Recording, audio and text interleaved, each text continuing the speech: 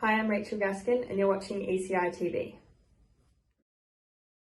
Okay, welcome to episode 13 of ECITV. How are you, Shane? Good, Gazza. How are you? Living the dream. Living the dream as always. Looking very refreshed. Yes, I am. After quick fishing trip last night and getting to bed about 2 o'clock. Yeah, I feel up to this. No. But anyway, let's rock and roll. All right, so we've got a fair bit in general discussion today. So there's a track I noticed called Blewpine BMX Ranch, which is in the hills above Adelaide. We popped into this place a year ago, I guess. Yep. It still wasn't open. It didn't look complete, but it looks like they're actually having practice sessions there. So we've got a bit of a video that we'll play over the top of our little discussion. Nice area. I think it was a sporting precinct, wasn't it, Gary? I don't even know how we came across it, but yeah, just out of the blue, one of you guys suggested we went there and had a look, and yeah, it was pretty cool, sort of semi-downhill, and yeah, it was quite rugged at the time, you know, quite raw, but yeah, it looks like it's come up a treat. Great little name too, I think. Yeah, Blewpine. When I saw the name, I thought it was American, but me being me, I just clicked through and it's like, oh, I know this place. Hence the BMX Ranch. Ranch. There's no ranch there. There's not even a shed, is there?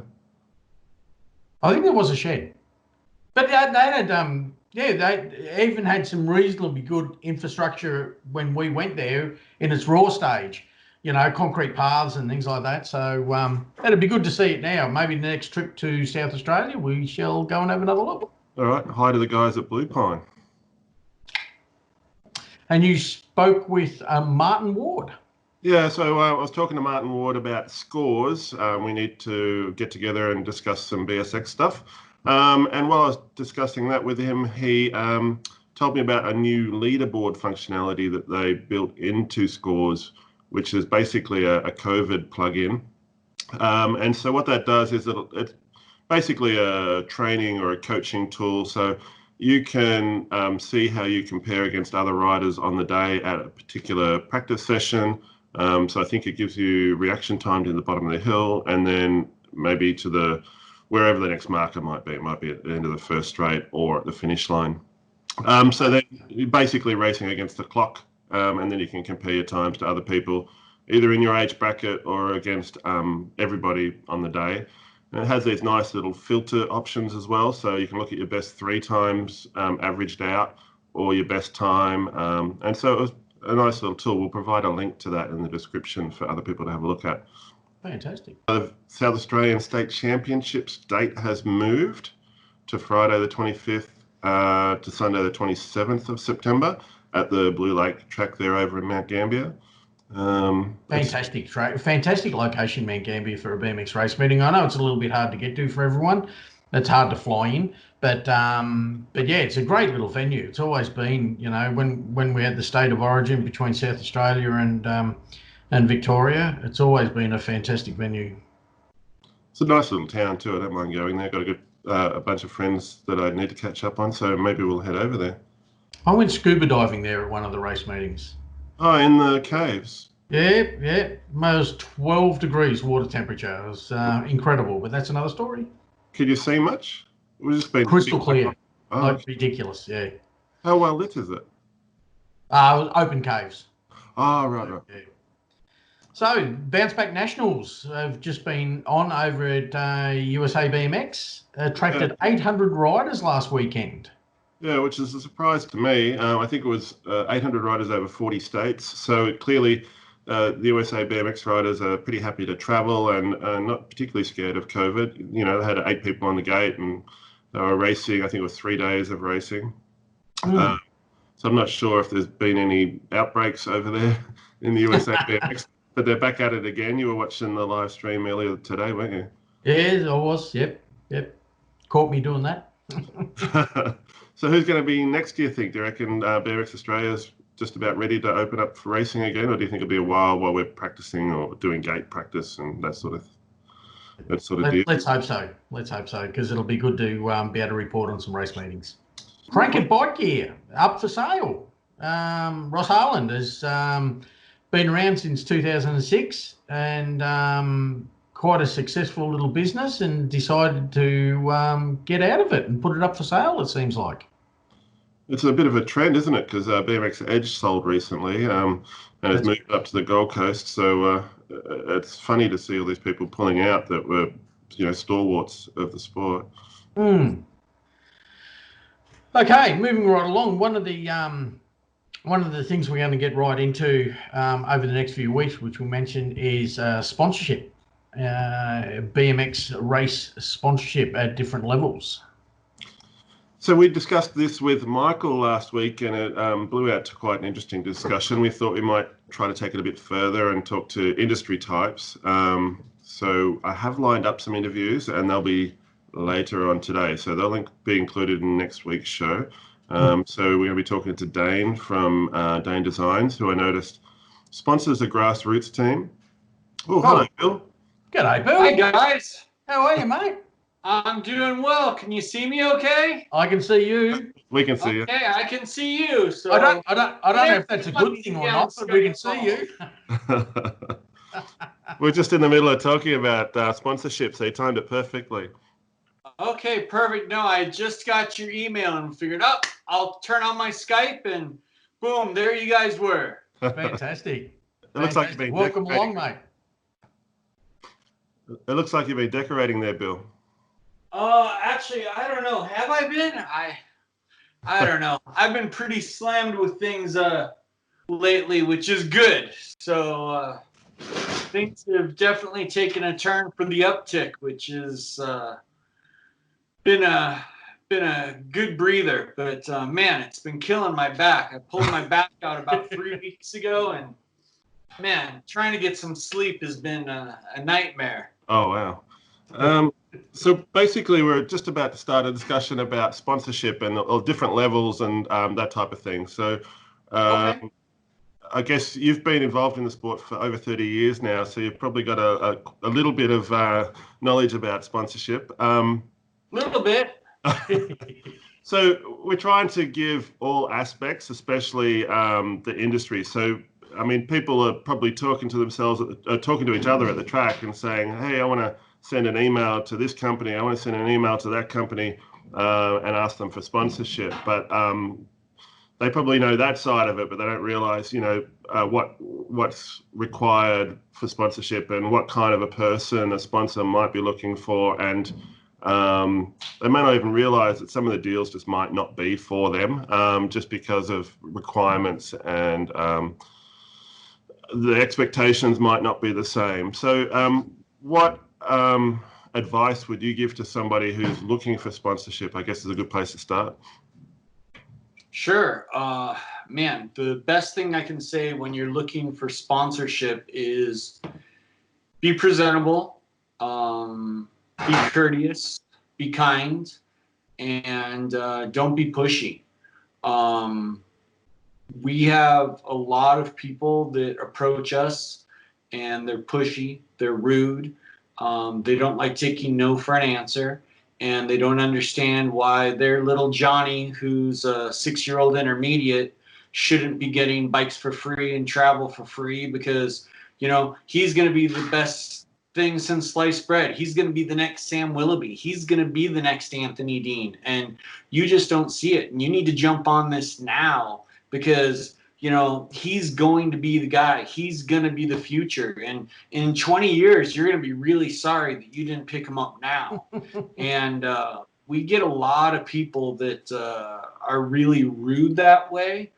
And it's unfortunate. And I get it. People are really proud of their kids. Hell, I'm proud of my kid. I mean, I'm really proud of my kids, and I'm very passionate about what they do, and I appreciate a parent who's super passionate about what their kids do. But don't be rude to the company, and don't think that the company owes you anything, and don't think that you deserve something from that company, because BMX is a hobby. BMX is a recreational sport. BMX is something that you do because you enjoy doing it. And if you get sponsored, if you're lucky enough to be selected by a company to represent that company, you should feel blessed and you should feel thankful and you should be glad that someone saw enough of a positive entity in you to put some time and money into you to try and help you achieve your next level. And you should be thankful for that rather than being negative on the other end of it and being hateful towards that company and spiteful towards that company because they wouldn't give you what you wanted, I guess is something I would put forth. Unfortunately, it's the quite often it's the influence of the parents that hinder the child getting sponsorship. Because, like you said, majority of kids are worthy of representing a brand at some sort of level, but it is a total package. And if you have got a pushy parent or an aggressive parent, you do look at the whole package, and they can hinder that child or that person receiving some form of sponsorship. I know we look completely. at that, definitely. Unfortunately, there's been a few riders in the past that have been very fast and very talented riders that we've had to pass on just because the parent was known to be drunk at the track by 10 a.m. And I mean, hey, some teams may like that. Some teams may embrace that. Some teams may go, hey, the dad's getting drunk at the track by 10 a.m. That's who we want on our program because we want to be drunk at the track by 10 a.m. That's not us. And we've had to pass on that. And that's no one in recent history. So, I mean, if anybody's going, damn, that was me. Well, no, it's not. But, you know, and if you are thinking that, well, it wasn't you, but, you know. Yeah, because at the end of the day, it's representation of a brand. And that's how people perceive that brand by who's associated with it. And so you need to be very selective. You're right. Oh, very much so. Very much so. And something that the kids don't understand and the riders don't understand. And I'm not going to just say kids because it is young adults as well, you know, 20, 21, 22, 23, 41. They're still kids. They're still kids when you when we look at them. They're still kids. But we as a company will get phone calls and get emails talking about, hey, you know, I was at the track and so-and-so did this or so-and-so did that. And it can be something as simple as, hey, I was at the track and your rider parked too close to my car. And I'm upset about this. And believe it or not, we have to field calls about this. And when I have to reach out to the rider or to the rider's parents about that, sometimes the pushback that I get on it is beyond belief to where it's just like, why are you getting a call like that? They should have dealt with it with me. Well, yeah, they should have dealt with it with you, but they didn't. They decided to call me at the company and deal with it with me and approach me about it. It's an unfortunate situation that way, but they do look at it as whatever the rider and whatever the rider's parent does is a direct representation of the company. So it's... And there's a massive amount of work that goes into that in the background.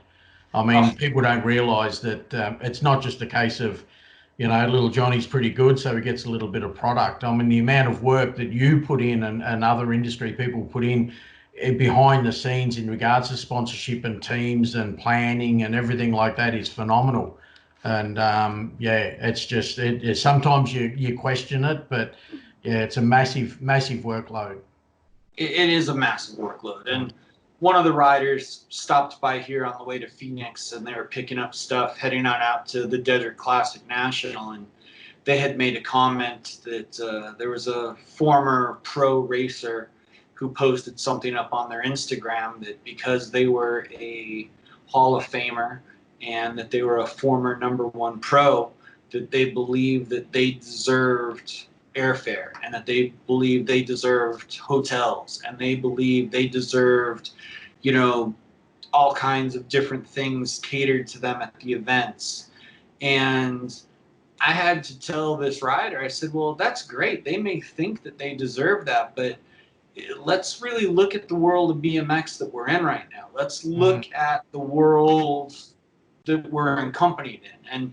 And hey, you know what? That's great. They were a former world champion. They were a former #1 pro, but that was 30 years ago. Yeah. And let's step back and see what's happened to the sport of BMX in 30 years. And honestly, the kids today don't necessarily know who that rider is and don't care what that rider's doing. And that rider's not helping sell any bikes. And if that rider's not helping sell any bikes and helping sell any parts, then I don't know how the sport can be expected to have to take care of that person. And it's a sad state for the entire industry. And as I get older, I keep looking at it going, damn, I better keep myself relevant. You know, because if I don't keep myself relevant, I'm going to be pushed to the side really quick. So yeah, because at the end of the day, if your sponsorship dollars don't equate to sales, you just can't afford to do it. So you know, that's why you have to be so selective. You're exactly right there. Very, very true. And I have to have these conversations, and they're hard conversations. On our team, I like to think that we have a lot of really good riders. We have Felicia Stansel, we have Cameron Larson, we have Cam Bramer, we have, you know, Makiva Hobson, we have Annabella Hammonds, we have Josh White, we have Justin Perkins. I mean, we've got a lot of great riders. I mean, the list goes on and on, not to mention the legacy riders that we have, you know, with Bubba Harris. You know, we've just got so many great riders. Shaylin Reno, I mean, they're all out doing great things. They're putting on clinics, they're holding camps. I mean, KJ's doing the video channel, he's doing all the local clinics. I mean, we've got so many great programs going on with what we're doing. But when we as a company reach out for co-sponsors to other companies, it gets to be a slap in the face sometimes. I mean, I'm not going to name the company, but I had a certain company that we reached out to and we said, hey guys, here's what we've got going on, here's our program, and we'd really love to be involved with you. And they look, yeah, that is a great program and we'd love to be involved, and tell you what, we're going to give you 5 of our item. And it's like, I just told you we've got 20 riders on the team. Per rider. We've got an elite that's going to go to the Olympics, an elite that's on the long team for the Olympics. We've got this, and this rider needs 2 of this, and this rider needs 2 of this. And they're like, yeah. And everybody else on the team will get a 40% discount code, and we'll give you 5. And it's like, I'm sorry, I'm going to have to pass. You know, it gets crazy when you really look at what we're trying to do for our co-sponsors as well, and what we're trying to put out for them. And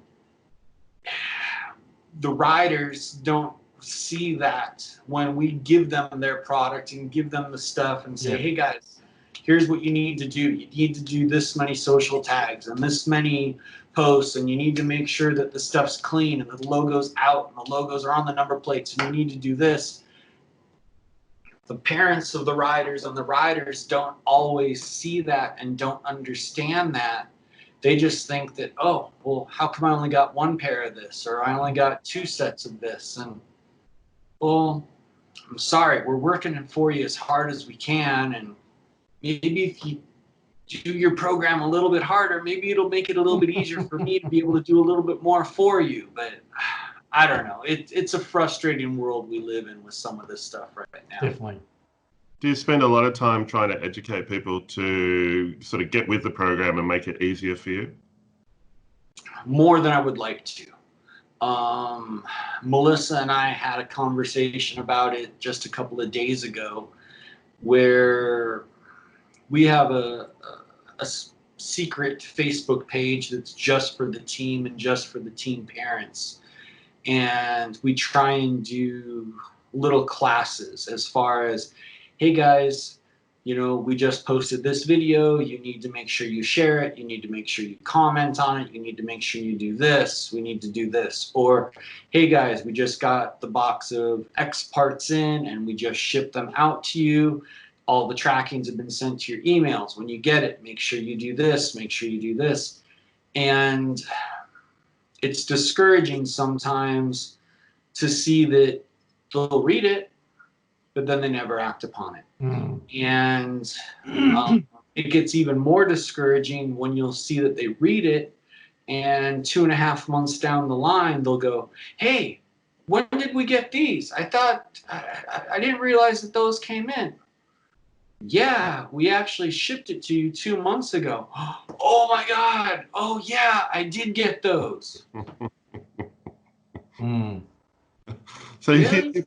you mentioned before you got legacy riders, there's what, Kent Fallon and the Bulldozer. There's a few, I guess you refer to everyone in the Supercross team as family members, but they're longtime family members, obviously.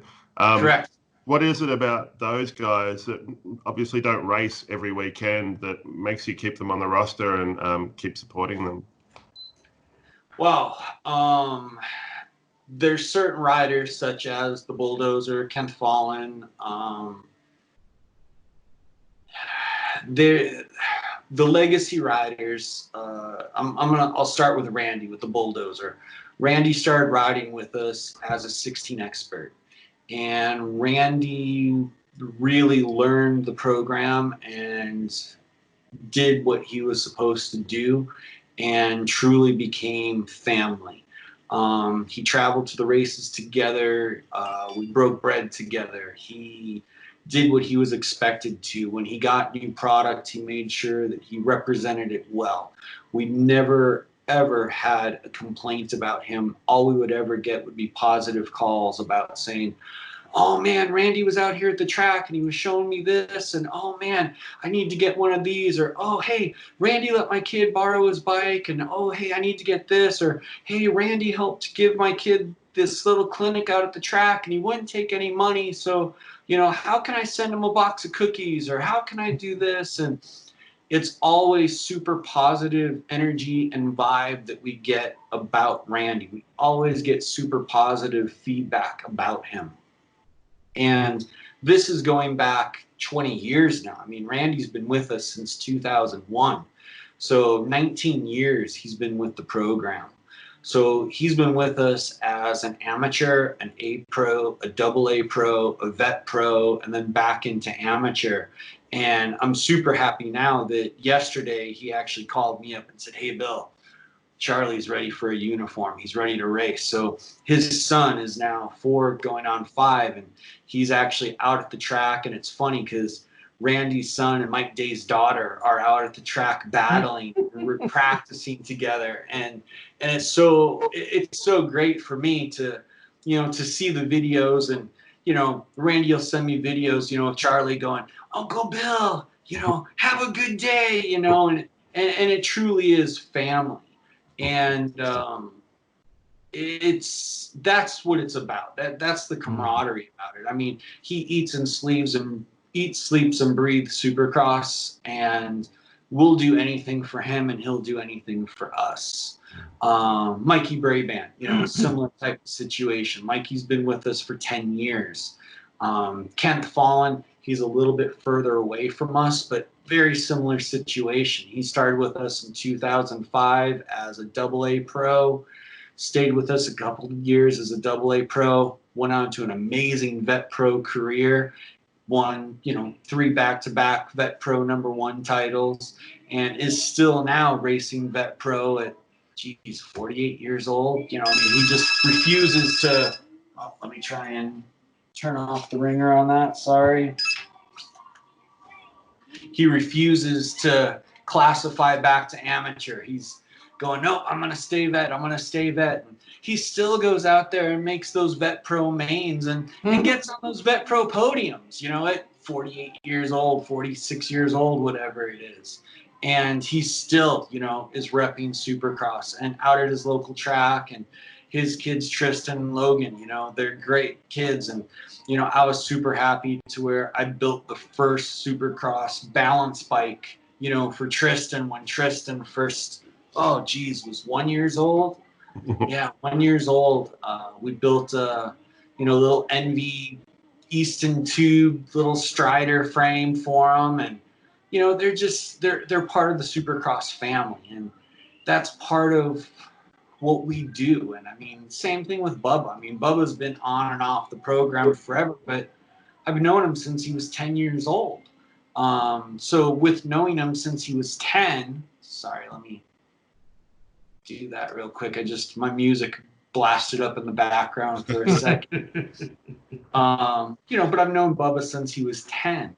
And it's been something to where, watching his girls grow up, Chloe and Layla, it's just been an amazing process, and just their family. And that's part of what we try and do with this whole thing. It's not just, hey, you're on the team. And you talk with passion when you talk about your riders and family and everything. You can see it really is deep with you. Well, you have to. And I mean, and that's something to where when we look for a rider to be on the program, it's not to where we're just looking for a rider and going, oh, hey, that rider is going to be good, and we're going to keep them on the team for a year, or, oh, they're going to get us a couple wins. And, no, we're looking for someone that's going to be able to grow with the program and stick around with the program and be on for a while. I mean, little Bella Hammonds, I mean, she's racing 15, 16 girl now. She just turned 15, but she's been with us for 6 years now. She started with us as a 9-year-old girl. And she's a local rider out at our local track, and we saw some talent. We saw that something special in her, and she's got a great family.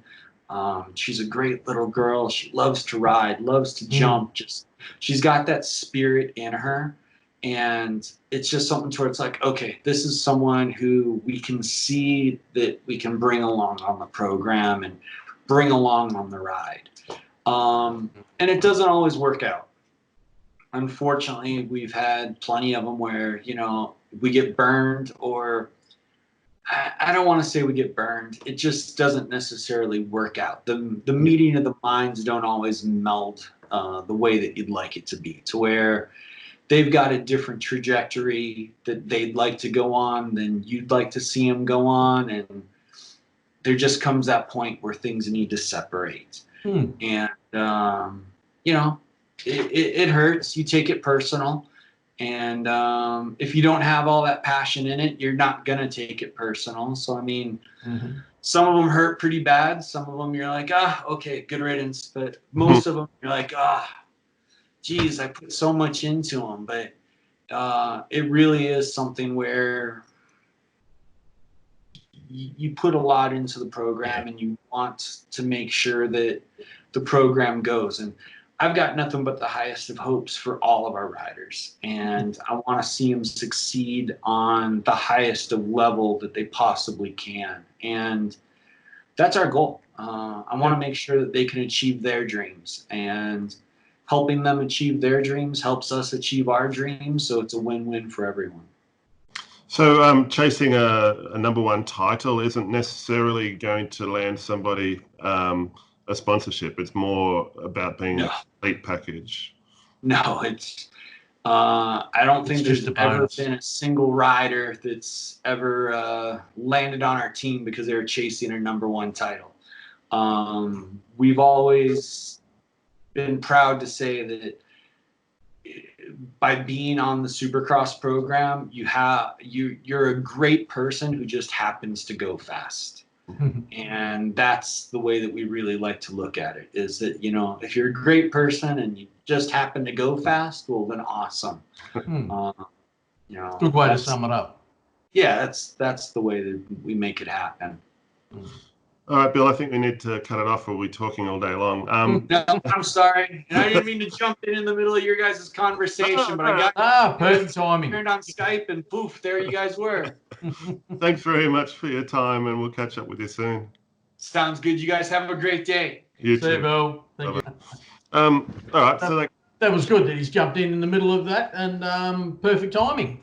Yeah, I can't remember what we're up to, but I think we've talked enough about sponsorship for today. We'll carry over the conversation to next week. I think we're up to answer, show us your bike. So this week I managed to find time to put a form together, and so all of a sudden we've been flooded with entries, and not just from Australia, from all over the world. So I think we had 3 internationals, and we've got so many entries that we're going to have to start shuffling them into future episodes. So if you didn't make it into this episode, don't worry, you'll get there eventually. We're going to play catch up. So who's first, Gary? We have Hunter Simmons from Darley, Victorian local club. Is Ballarat Sebastopol. This is a well-presented bike in front of a just the daily driver by the looks of things. It's a twisted SCR 20-inch Expert powder-coated super chrome. So I put a couple of notes in here. See, the SCR has a very unusual bent seat stay. I've never really talked to anyone about the theory behind the bent seat stay, but I've noticed that other frames like Truth and Crisp also have them. So it'd be nice to, if someone knows what the theory is behind it, nice to sort of have a bit of a chat about that one. Hey. So what else have they got? The Supercross Chromo forks, Onyx OHM disc hubs with tie bolts, Hope Tech 2x hydro brakes and twisted carbon rims. So yeah, there's another angle of it. Very, very nice looking ride. It'd be super light as well, I would presume. Yeah. Yeah, very nice. Very nice. Even just a little hint of green, not just on the carbon rims and on the grips, but also the seat and the brake cable protector. So just nice little hints of green there. You can do the next one. Good friend of yours. Oh yeah. So Aaron actually sent us in 2 photos, so we thought we'd send one set off into the future, and we just look at this one. This is his Red Rocket, his 2012 Supercross Bolt LT Pro XXL. So it's in a fire engine red. I have a feeling he doesn't actually have this bike anymore, but he was also always very proud of it. So it's a Supercross SLT, forks on there. He's got Shimano DXR cranks, quick twitch hubs and NV rims. And he's got a mixture of spokes in there, some kind of colored spoke pattern. I forgot to mention, Red Dog is from the Bacchus Marsh BMX Club, and he lives in Bacchus Marsh these days. So he obviously spends a lot of time riding because he doesn't spend much time gardening. Yeah, he could have made a bit of an effort, at least mowed the lawn and pulled out some weeds for this photo, don't you think? But it is all about the bike, and it does. It's a nice contrast, the red on the green. Yeah, definitely. Okay, the next one is a TNT from Zoe Noonan from Warrnambool, Victoria. It's a TNT Pro XL C4, 11 SLT 4 Pro forks, wheels TNT Peacemakers into TNT M80 rims. And Zoe has written about the bike. I purchased this C4 before I parted ways with TNT Australia.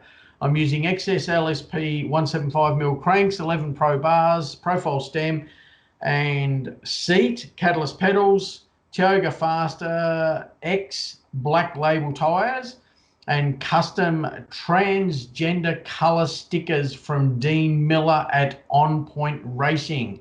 G'day, Dean.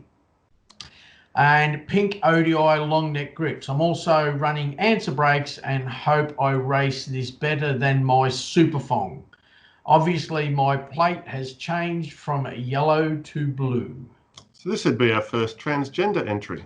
Certainly is. And look, I've dealt with Zoe for some time now, and yeah, it certainly is our first transgender, and I'd like to hear from Zoe just to find out what 37 bikes is.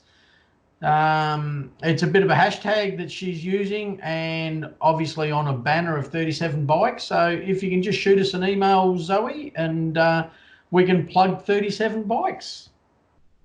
All right, so next is Rowan Hanley. Rowan Hanley is from the Lilydale BMX Club here in Victoria. What a great shot. We've had a few Lilydale members, haven't we? Oh, it is a great shot. So the frame is an old ABD with chase forks and chase wheels. So he goes on to say, We are new to the sport, and my oldest son got a 2018 DK, and my youngest son, we could afford to build an old second-hand bike that we bought off BMX Buy Swap sell page. So I did a custom paint job and replaced as much as we could afford. Also was a great learning experience, as the last BMX I built was back when I was a kid, and things have changed a lot. So that's come up quite nice with that new paint job, hasn't it? I reckon that paint job's fantastic. I love the accents in it. It's brilliant. It's very good. I'd love to know where they got that done. Yeah. Another little thing I've noticed, a little bit off the BMX side of things, in the background on the locker, there's rat rod and all sorts of different stickers, but there's also a car builders sticker. Now, the car builders is Brendan Carroll, who's an ex-BMXer, an ex-team member of mine, who runs car builders out of Kilsyth, which is all the finishing and sound deadening products and everything for your vehicle. I've seen that sticker on the van. Yeah, we've got, well, that's the sound deadening that we've used inside the ECI van. So, g'day, Brendan. Yep, fantastic looking rig, that one. Thanks, Rowan, for sending that in. Now, the next one, we've international. This is from New Buffalo, not Old Buffalo, but New Buffalo, Michigan. Rides out of Imagination Glen BMX. Don't know what that is. Is that that'd be the club? Yeah, that's the club or the track. Okay. A 2020 DK Zenith Pro Quadruple XL. So I'd love to know what the top tube length of that is. The long old top tube, isn't it? Forks are the Box M5, Alienation Mischief with Onyx Ultra hubs. One of the advantages of the disc brake has been able to go with the Mischief front and rear. About the bike, it was really Kai Sakakabara that got me to buy it. I really liked the sliding disc mount because it was different. So thank you very much for our international entry there from Michigan. It's a good looking rig, plain in colour, but very well specced out. He's left the pedals off for the photo. I think we'll have to deduct him some points for that one. Did it mention what the bars were? No, it didn't. The handlebars. No, on the form, it doesn't ask about handlebars. I thought we could go into way too much detail and drag the show on and end up back at an hour and a half a show. So kind of left those off. Okay. So we're going to pick a winner. Hey, up to me. All right. So our winner's going to win an answer number plate, an ECITV or ECIBMX t-shirt, and a sticker kit. And I don't know. If it was up to me, all these bikes look better and better every week. I'm between the Green Machine and Zoe. All right. Let's go for the Green Machine. Yeah, I think so. No, good call. No, congratulations. It's mainly because of the paint job and the car builder sticker in the background. Now, with the prize pack mentioned, there are quite a few prize packs that we haven't had an opportunity to send out because we are out of smaller sizes in the ECIBMX t-shirt. So they will be sent. They're being produced at the moment, and by Tom, what's his surname? Freeman from FTM T-shirts. He's organising those at the moment for us, and so yeah, don't stress. You will receive them.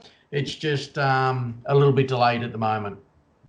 So if you want to enter your bike into the competition, we've made it much, much simpler. Just go to ecitv.com.au/bike, B-I-K-E, and fill out the form. And it must be a lot easier because last week we had 2 entries. This week we've got 13 or something. So people must find it a lot easier. All right. Well, we got to the end again. I think we've wrapped it up for this week. I'm so thankful of Bill to jump in the middle of our recording and cover the sponsorship side of things. That's fantastic. It just makes modern technology just makes it so easy, doesn't it? It's fantastic. Looks like we've got enough time and good enough weather today to go for another ride, so I'm looking forward to You enjoy that while I try and wash my boat. that. Don't forget to get that squid ink off.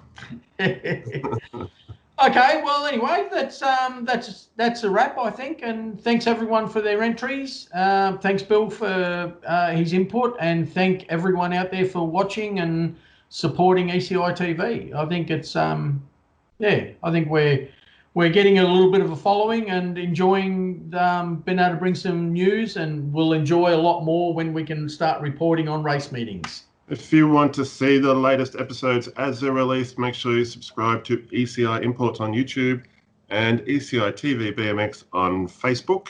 And we also post some stuff on Instagram from time to time. So ECI TV BMX on Instagram.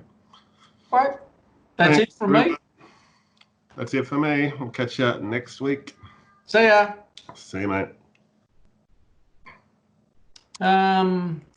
Okay, well, that's it for Show Us the Bike.